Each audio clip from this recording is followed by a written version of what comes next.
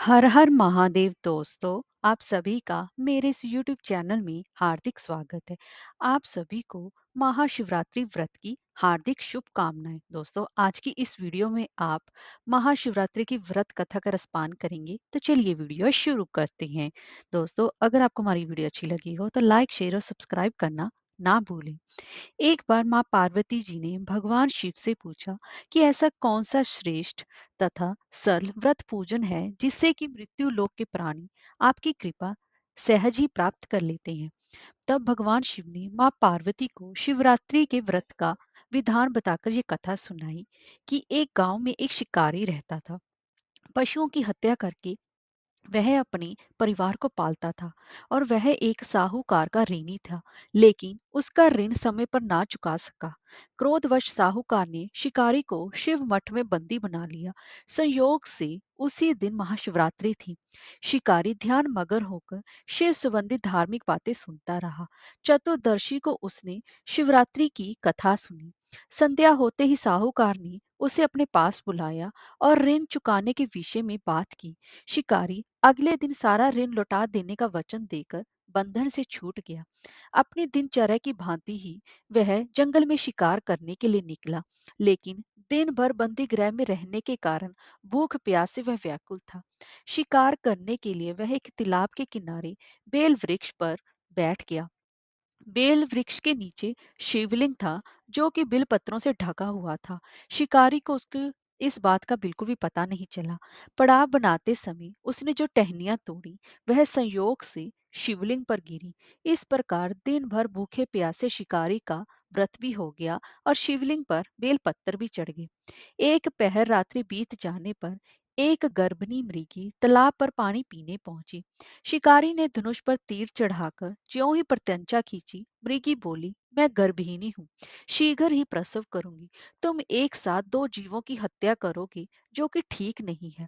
मैं अपने बच्चे को जन्म देकर शीघ्र ही तुम्हारे सामने प्रस्तुत हो जाऊंगी, तब तुम मुझे मार लेना। शिकारी ने प्रत्यंचा ढीली कर दी और मृगी झाड़ियों में लुप्त हो गई। कुछ ही देर बाद एक और मृगी उधर से निकली। शिकारी की प्रसन्नता का ठिकाना ना रहा। उसके पास समीप आने पर उसने धनुष पर बाण चढ़ाया। तब उसे देख मृगी ने विनम्रता पूर्वक निवेदन किया, हे पार्थी, मैं थोड़ी देर पहले ही ऋतु से निर्वित हुई हूँ। कामातुर विरहिणी हूँ। अपने प्रिय की खोज में भटक रही हूँ। मैं अपने पति से मिलकर शीघ्र ही तुम्हारे पास आ जाऊंगी। शिकारी ने उसे भी जाने दिया। दो बार शिकार को खोकर उसका माथा ठनका। वह चिंता में पड़ गया। रात्रि का आखिरी पहर बीत रहा था। तभी एक अन्य मृगी अपने बच्चों के साथ उधर से निकली। शिकारी के लिए यह बहुत ही बड़ा स्वर्णिम अवसर था।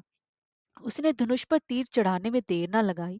वह तीर छोड़ने ही वाला था कि मृगी बोली, हे पार्थी, मैं इन बच्चों को पिता के हवाले करके लौट आऊंगी।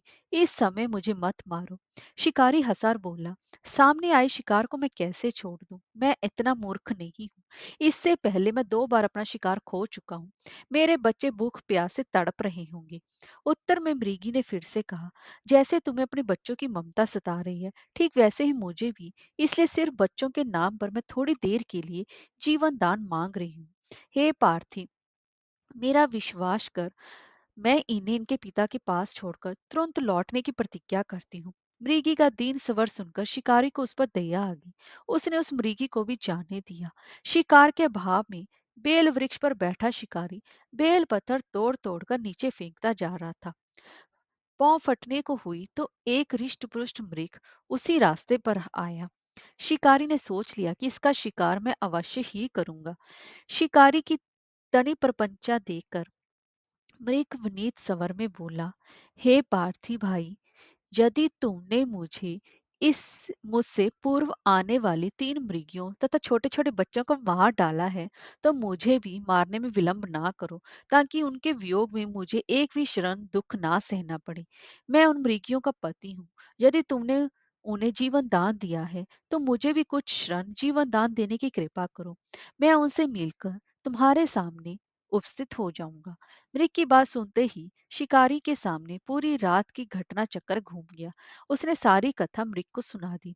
तब मृग ने कहा, मेरी तीनों पत्नियां जिस प्रकार प्रतिज्ञाबद्ध होकर गई हैं, मेरी मृत्यु से अपने धर्म का पालन नहीं कर पाएंगी। अंत जैसे तुमने उन्हें विश्वास पात्र मानकर छोड़ा है, वैसे ही मुझे भी जाने दो।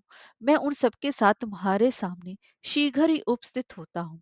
उपवास, रात्रि जागरण तथा शिवलिंग पर बेलपत्तर चढ़ाने से शिकारी का हिंसक हृदय निर्मल हो गया था। उसमें भगवत शक्ति का वास हो गया था। धनुष तथा बाण उसके हाथ से सहज ही छूट गए। भगवान शिव की अनुकंपा से उसका हिंसक हृदय करुणानिक भावों से भर गया, तो वह अपने अतीत के कर्मों को याद करके पश्चाताप की ज्वाला में जलने लगा। थोड़ी देर बाद मृग सपरिवार शिकारी के समक्ष उपस्थित हो गया ताकि वह उनका शिकार कर सके, किंतु जंगली पशुओं की ऐसी सत्यता, सात्विकता व सामूहिक प्रेम भावना देखकर शिकारी को बड़ी ही गलानी हुई। उसके नेत्रों से आंसुओं की झड़ी लगी। उस मृग परिवार को ना मारकर शिकारी ने अपने कठोर हृदय को जीव हिंसा से हटाकर सदा के लिए कोमल व दयालु बना लिया। देवलोक से समस्त देव समाज भी इस घटना को देख रहे थे।